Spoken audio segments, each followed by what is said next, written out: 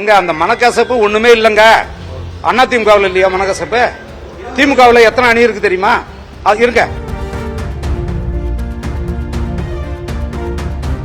பேரன்பும் பெருங்கோபம் படம் வந்து ஒரு குறைந்த முதலீட்டில் எடுக்கப்பட்ட படம். முதலீடு செய்ததை விடவும் அதிகப்படியான தொகை செலவழித்து விளம்பரம் செய்யப்பட்ட படம். எல்லாருடைய கவனத்துக்கு போன படம் அது. ஆனால் அந்த படத்தை பார்க்கணும்னு நினைச்சாங்க எல்லாரும்.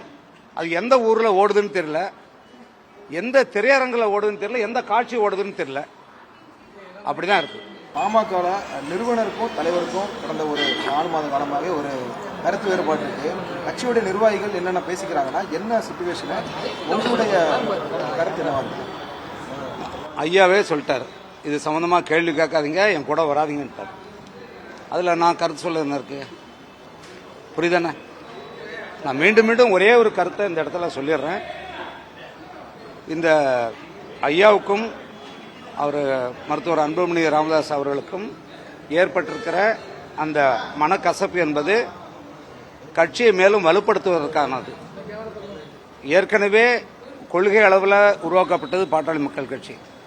அது வந்து ஒரு மக்கள் இயக்கமாக உருவான கட்சி, யாரோ உருவாக்கி கையில் கொடுத்துட்டு போன கட்சி இல்லை. அது வந்து அனைத்து மக்களுக்குமாக போராடக்கூடிய ஒரு கட்சி.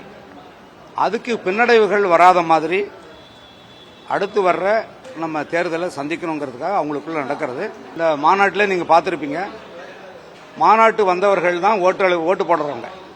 இந்த நிர்வாகிகளும் தொண்டர்களுங்கிறவங்க அப்படி இருப்பாங்க, போவாங்க, வருவாங்க, அதை புரிஞ்சுக்குவாங்க. அந்த தொண்டர்கள் மாறவே இல்லை. தொண்டர்கள் சொல்லக்கூடிய அந்த மக்கள் வந்து மாறவே மாட்டாங்க. பாட்டாளி மக்கள் கட்சிக்கான வாக்குகள் முன்ன விட அதிகமாக தான் ஆகும்.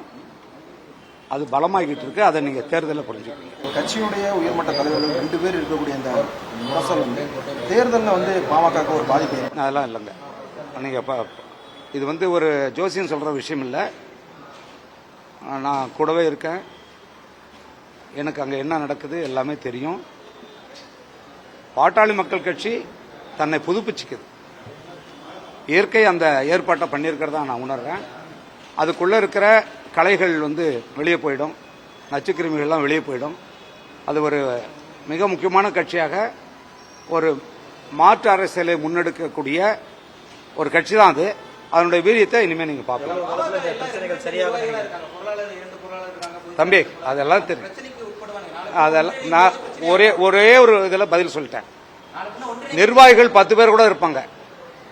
அதுக்கு வாக்களிக்கக்கூடிய மக்கள் இருக்காங்கல்ல, வாக்காளர்கள், அவங்க சிதற மாட்டாங்க. அதை புரிஞ்சுக்கங்க, அவ்வளவுதான். எவ்வளவு காலம் எடுத்துக்கு சார்?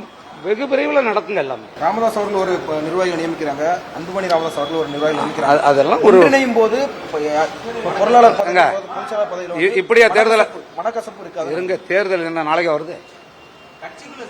இருங்க, தேர்தலுக்கு தாங்க கட்சி. தேர்தல் வரும்போது பாருங்க என்ன நடக்குதுன்னு பாருங்க. எங்க அந்த மனக்கசப்பு ஒண்ணுமே இல்லங்க. அதிமுகவில் இல்லையா மனக்கசப்பு? திமுகவில் எத்தனை அணி இருக்கு தெரியுமா? இருங்க, நீங்க போய் கேட்பீங்களா? திமுகவில் யாராவது, அதிமுகவில் யாராவது கேட்பீங்களா? இருங்க, பாட்டாளி மக்கள் கட்சி மட்டும் ஏன் கேட்டுக்கிட்டு இருக்கீங்க? அது கட்சியை புதுப்பிக்கிறதுக்காக ஒரு ஏற்பாடு. அதுலயே நீங்க மூக்க நுழைக்கிறீங்க. நீங்க அதிமுகவும் திமுக கேட்ட பிறகு பாமக கேட்கணும். இனிமே ஊடகத்துக்கு அதுதான் செய்தியா நான் சொல்றேன்.